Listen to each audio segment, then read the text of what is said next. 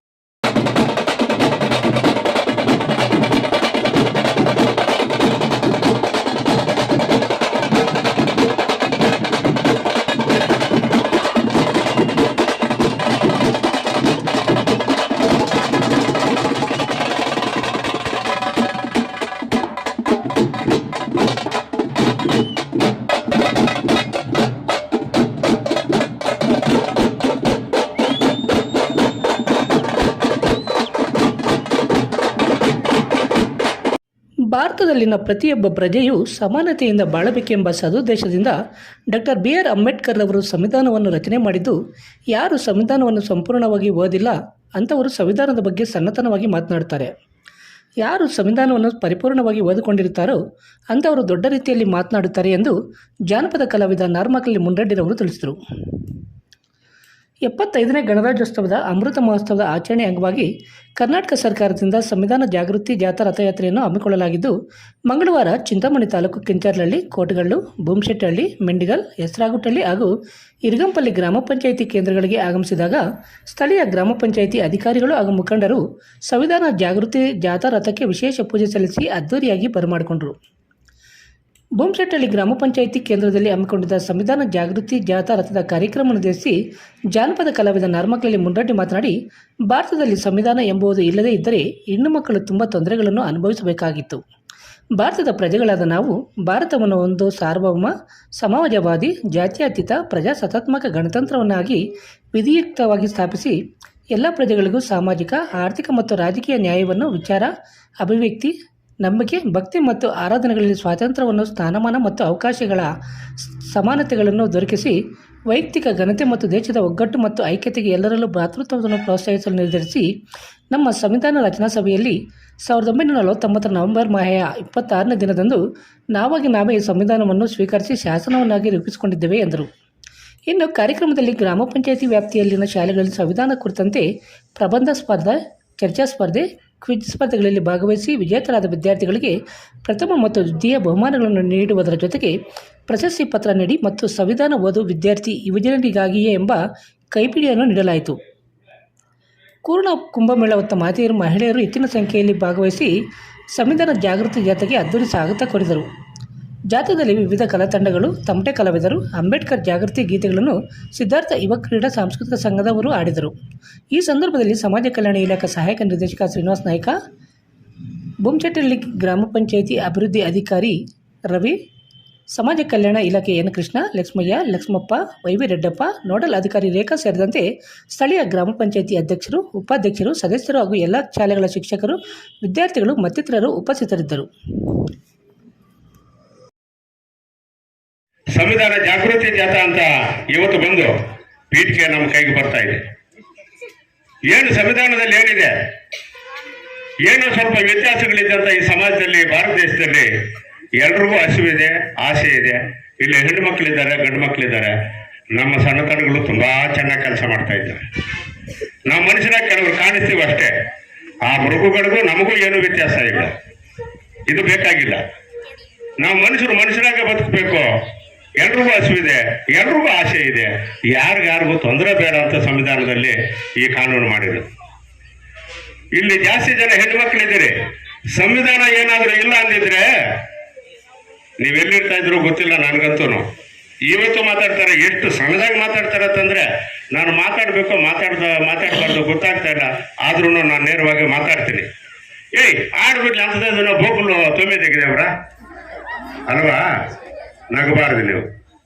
ನೀವು ಫ್ಲೈಟಲ್ಲಿ ಹೋಗ್ಬೇಕು, ಅಧಿಕಾರಿಗಳಾಗಬೇಕು. ಆ ಅವಕಾಶ ಸಂವಿಧಾನದಲ್ಲಿ. ಸಂವಿಧಾನ ಬಂದ ಮೇಲೆ ಇಂದಿರಾ ಗಾಂಧಿ ಹೆಣ್ಣು ಮಗು 16 ವರ್ಷಗಳ ಕಾಲ ನಿರಂತರವಾಗಿ ಪ್ರಧಾನಿಗಳಾಗಿ ದೇಶ ಸೇವೆ ಮಾಡಿದ್ದಾರೆ. ರಾಷ್ಟ್ರಪತಿಗಳಾಗಿದ್ದಾರೆ, ಎಸಿಗಳಾಗಿದ್ದಾರೆ, ಡಿಸಿಗಳಾಗಿದ್ದಾರೆ, ತಹಶೀಲ್ದಾರ್ಗಳಾಗಿದ್ದಾರೆ, ಪಿಡಿಒಗಳಾಗಿದ್ದಾರೆ, ಹೆಚ್ಚಿಗೆ ಟೀಚರ್ಸ್ ಆಗಿದ್ದಾರೆ. ನಿಜನಾ? ಚಪ್ಪಾಳೆ ಹೊಡಿಬೇಕು ತಾನೆ ನೀವು? ಎಲ್ಲಿ ಹೆಣ್ಣು ಮಕ್ಕಳಿಗೆ ಅಕ್ಷರ ಇರುತ್ತೋ ಅಲ್ಲಿ ಜ್ಞಾನ ಇರುತ್ತೆ, ಆ ಸಂಸಾರ ಬೆಳಕಾಗುತ್ತೆ. ತನ್ನ ಹೊಟ್ಟೆನಲ್ಲಿ ಹುಟ್ಟಿದಂಥ ಮಕ್ಕಳಿಗೂ ಅಕ್ಷರಾಭ್ಯಾಸ ಬರುತ್ತೆ.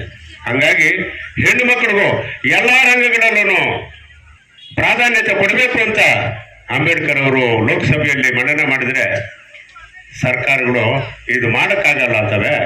ಅದಕ್ಕೆ ಅವರು ಮಂತ್ರಿ ಪದವಿಗೆ ಇಡೀ ಭಾರತ ದೇಶದ ಚರಿತ್ರೆಯಲ್ಲಿ ಮೊಟ್ಟ ಮೊದಲು ನಾನು ಅಂದುಕೊಂಡಂತ ಈ ಕಾರ್ಯಕ್ರಮ ನೀವು ಮಾಡಲಿಲ್ಲ ಅಂತಂದ್ರೆ ನಾನು ಈ ಮಂತ್ರಿ ಪದವಿಯಲ್ಲಿ ಇದ್ದು ಏನು ಪ್ರಯೋಜನ ಇಲ್ಲ, ನಾನು ರಾಜೀನಾಮೆ ಕೊಡ್ತಾ ಇದ್ದೀನಿ ಅಂತೇಳಿ ರಾಜೀನಾಮೆ ಪತ್ರವನ್ನು ಕೊಟ್ಟು ಆಯ್ಕೆ ಬರ್ತಾರೆ ಅಂಬೇಡ್ಕರ್ ಅವರು.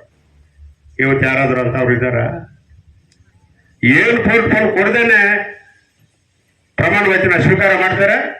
ತೆಗೆದಾಕರು ಸರಿ, ತೆಗೆದಾಕದೇ ಇದ್ರು ಸರಿ. ಅದೇನೋ ನಾನೇನು ಮಾತಾಡಲ್ಲ. ಹಂಗಾಗಿ ಎಲ್ಲ ಇದೀವಿ ಸರ್, ಎಲ್ಲ ಬುದ್ಧಿವಂತರಿದ್ದೀವಿ ನಾವು.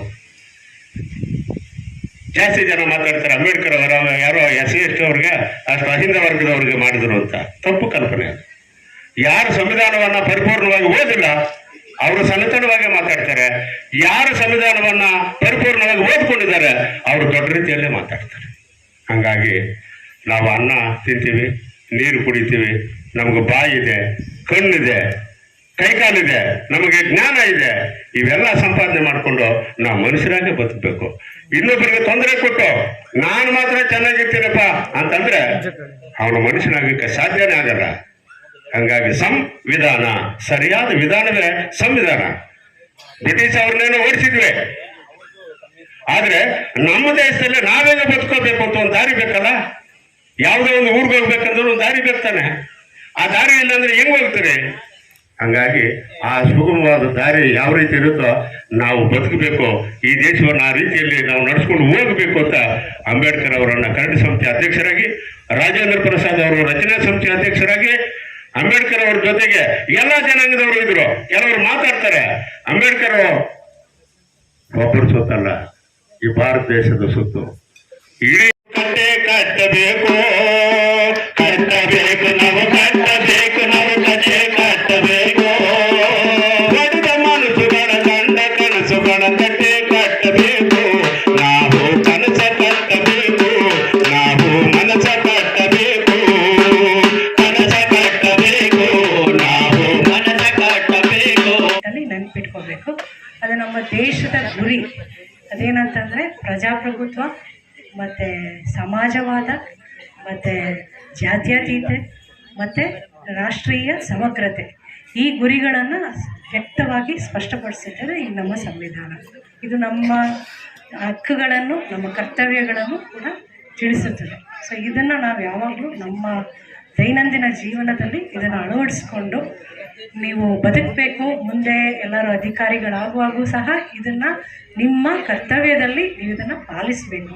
ಆವಾಗಲೇ ನಾವು ನಮ್ಮ ದೇಶಕ್ಕೆ ನಾವು ಸಲ್ಲಿಸಬೇಕಾಗಿರುವ ಕರೆಕ್ಟ್ ನಮನೆಯನ್ನು ಸಲ್ಲಿಸಲಿಕ್ಕಾಗ್ತದೆ. ಇಷ್ಟ ನಾನು ಮಾತನ್ನು ಮುಗಿಸ್ತೇನೆ. ಧನ್ಯವಾದಗಳು.